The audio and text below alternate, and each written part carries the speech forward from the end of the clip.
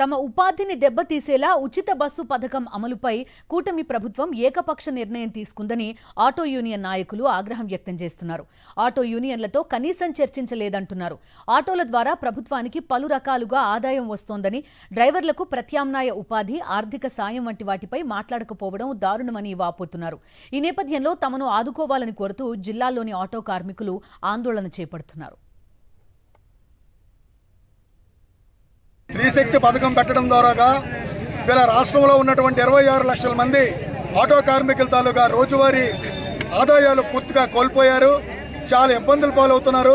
ఇప్పటికే కుటుంబాలకి రోజువారీ తిండి పెట్టుకోవడం కూడా కష్టమైనటువంటి పరిస్థితి ఏర్పడింది.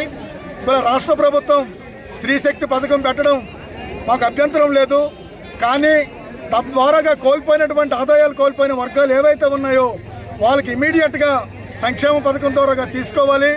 ప్రతి ఆటో కార్మికులకి 25,000 రూపాయలు ఆదాయం వచ్చేటట్టుగా తీసుకోవాలి. వాళ్ళకి రోడ్ ట్యాక్స్ కానీ మిగతావన్నీ కూడా తగ్గింపు చేయాలి.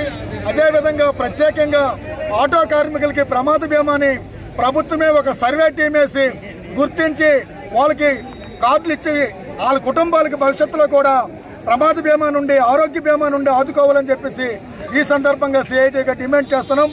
ఈ డిమాండ్ని కానీ ప్రభుత్వం వారం 10 రోజుల్లో కానీ పరిష్కారం చేయకపోతే భవిష్యత్తులో పెద్ద ఎత్తున ఆందోళనకి సిద్ధమవుతాం.